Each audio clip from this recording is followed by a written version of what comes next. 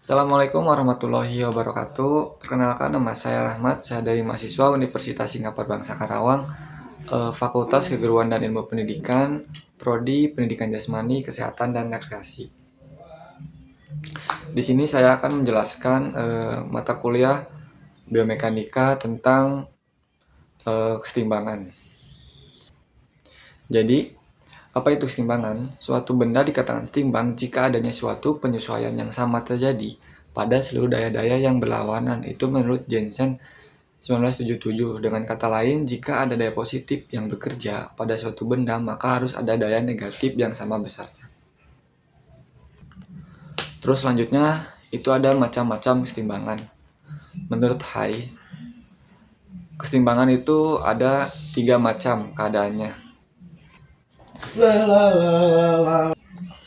Nah, yang pertama itu ada kesetimbangan tetap, yaitu jika suatu benda karena mendapatkan pengaruh dari benda lain berubah posisinya dan kemudian kembali ke posisinya. Contohnya itu samsak yang dipukul oleh petinju dan posisi kuda-kuda seorang pesilat.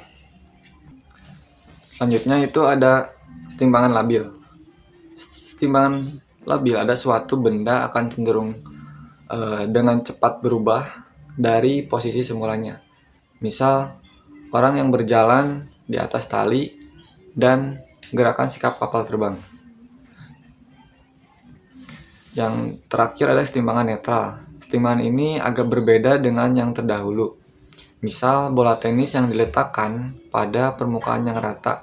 Bola tersebut tidak mempunyai kecenderungan untuk kembali ke posisinya semula atau bergerak menjauh dari posisinya.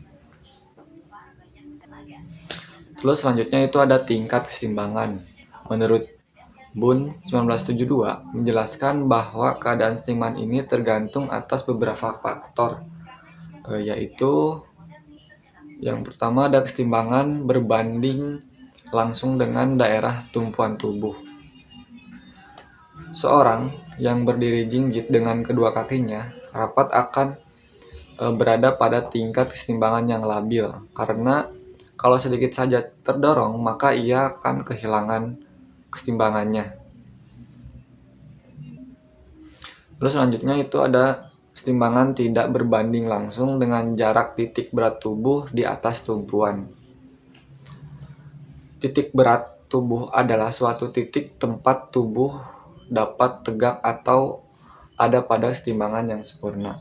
Dan yang ketiga ada kesetimbangan akan muncul titik berat tubuh jatuh di antara bidang tumpuan,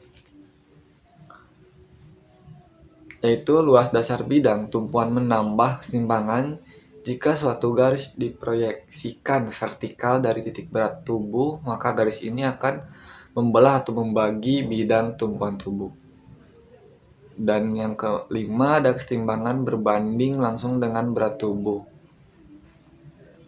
Faktor kesetimbangan ini merupakan hal yang amat penting dalam olahraga judo atau gulat, karena itu berat tubuh menjadi yang hal perlu dipertimbangkan.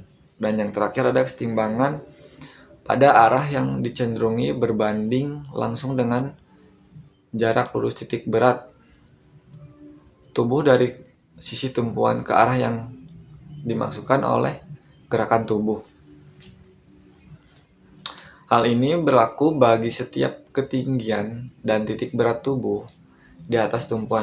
Misal, jika pelari telah berada dalam posisi awas pada saat start, maka ia akan menjatuhkan berat badannya ke muka sehingga titik berat tubuhnya berada di antara kedua tangannya. Terima kasih. Wassalamualaikum warahmatullahi wabarakatuh.